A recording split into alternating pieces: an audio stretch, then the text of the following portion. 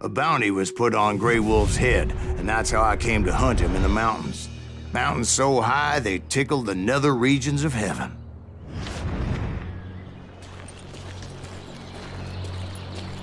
Grey Wolf was a Chiricahua Apache medicine man who had led a war party in revenge for a massacre against his people. The U.S. Army had attacked his tribe during his daughter's sacred sunrise ceremony, and the slaughter was unspeakable.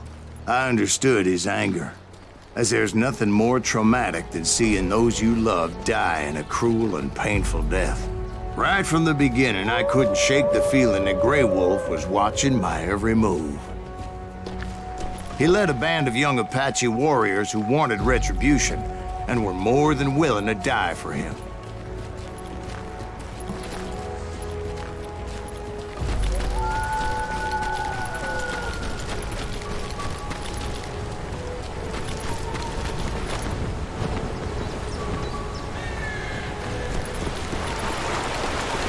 They saw me before I saw them.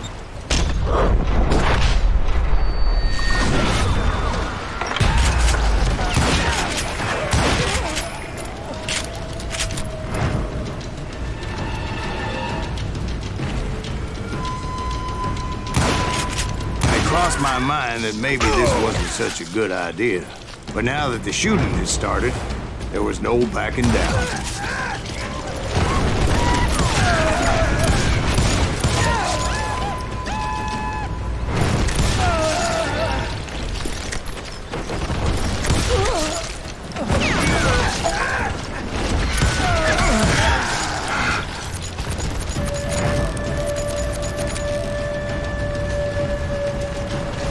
It was rugged country, the winter home of the Chiricahuas, and that's why they had retreated there.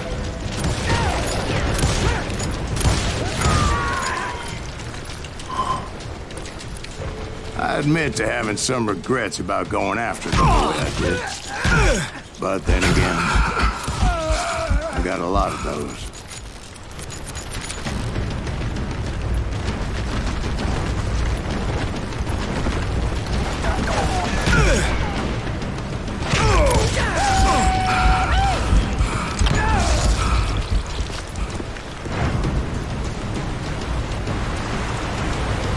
Did you find Grey Wolf? Not at that moment, but I did find the entrance to their hideout.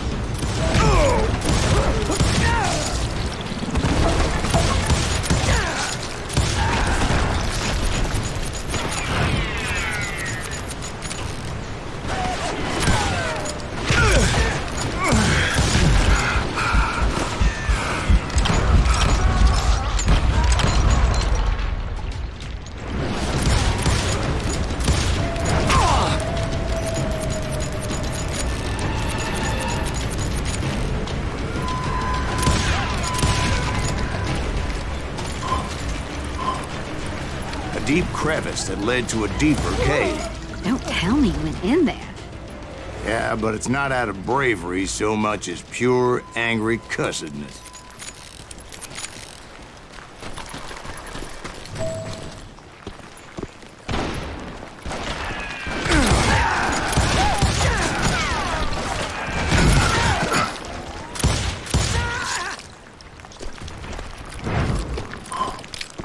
See, back then, I had a stubborn streak a mile wide, and I wasn't about to back down.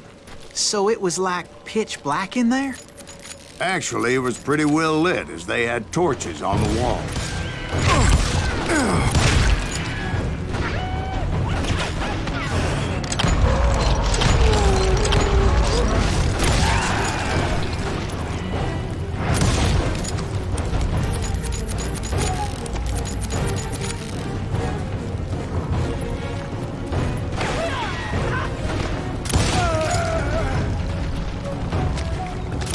Was his cave?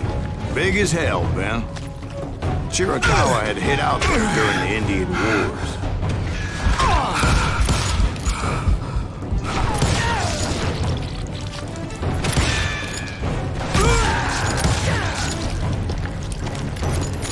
They thought it was haunted with the ghosts of those murdered by the horse soldiers.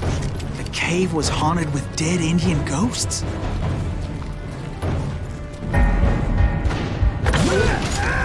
be honest, I was more concerned with the live ones than the dead ones.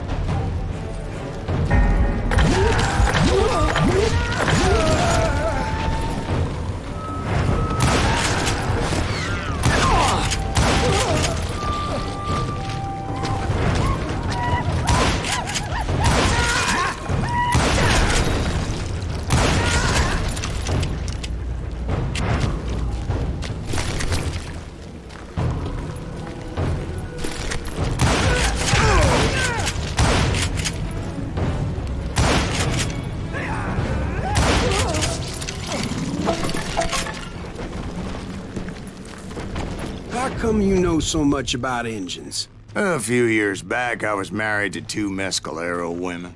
At the same time? Yeah, they were sisters. Polygyny is traditional among the Mescalero. So what happened? Oh, I had to get out of there. Those girls never shut up. Both of them nagging at me all the time. Drove me half crazy. Haven't seen them since. No, I mean, what happened with Grey Wolf? Oh, well, I pursued him into the Cave of Death. I came upon this flooded grotto, and that's when I saw him. He came to me unarmed and unafraid. His voice echoed in the shadows, and I sensed he meant me no harm. You carry great darkness in your heart, and if you do not release it, it will claim your soul. The sound of his voice put some kind of ancient Indian spell on me. As his story unfolded in my mind, You will come to this place again and kill many more men, and the darkness will grow until it consumes everything that you are. A soul would have no rainbow if the eye had no tears. he said I was a great warrior, a coyote man, unequaled by any other pale-faced warrior, or something like that. The snakes will bite shadows of your past until a venom poisons your heart, and an echo of the song of your dead summons the spirits deep from within the mountains. I didn't quite get what he was saying, but there was definitely snakes. And indeed, his warriors surrounded me and attacked me like hungry wolverines. They couldn't stop me, though, and Grey Wolf wasn't in the mood for idle talk.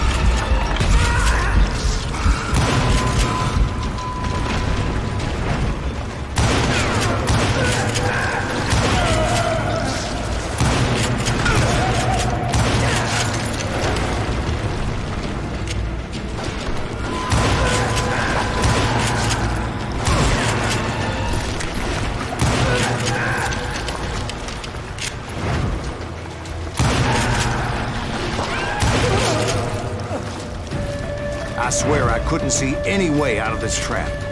But suddenly, one just appeared. Kinda like a miracle.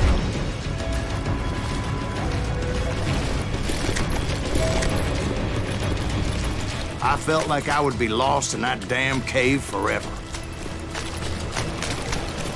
Finally, I found myself back outside, perched on the edge of a precipice overlooking a thundering whitewater river.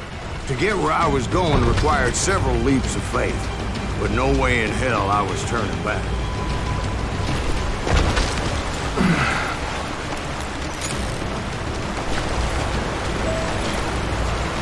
I chased after him, determined to make him explain the meaning of all that mumbo-jumbo.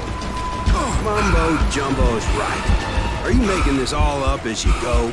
A few details may be fuzzy, brother, but I am relating exactly what happened to me. There were dozens of Apache warriors aiming at me from on high. Dozens? Well, maybe not dozens, but there was a lot of them. At least 3 or 4. Well, more than that, little lady.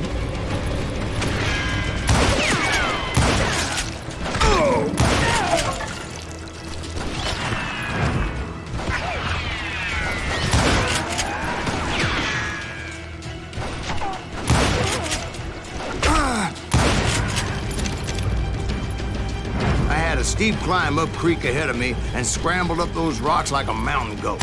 I was determined to locate Grey Wolf and find out exactly what the hell he was trying to tell me. And wouldn't you know it, That crafty son of a bitch led me right into a trap. What kind of trap? Well, son, there had to be at least 100 Apaches surrounding me. 100? God be my witness. Oh, come on. Who are you kidding? Hey, I believe you. Come on, tell us how it ended. All right, but I'm not gonna drag this out. Where were we? You were surrounded by 100 Apache warriors. Well, I didn't take the time to count them exactly, but there were a lot of them.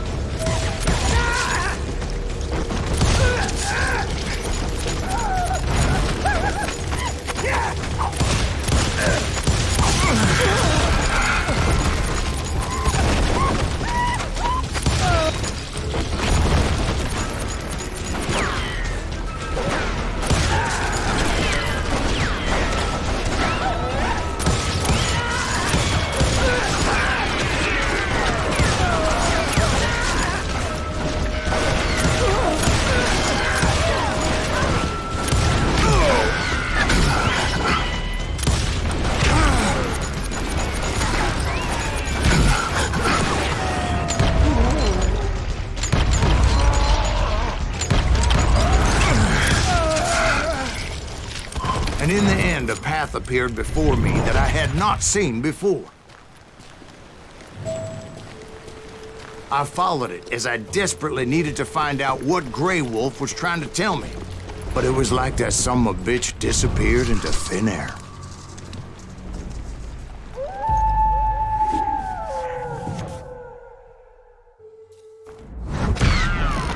Never did find him.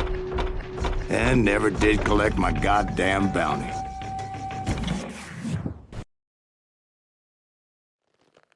Thank you, darling.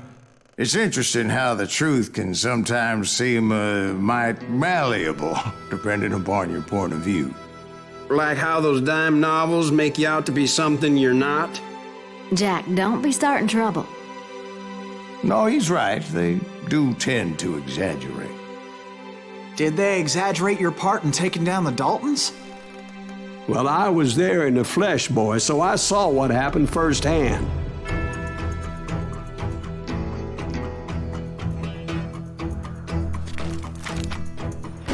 Those Daltons were lawmen once, before they all went bad, robbing banks and trains clear across the territory. Until Coffeeville, of course. I was one of the citizens who took up arms that day. Fighting on the side of the riot? I did my best, sir. We all did.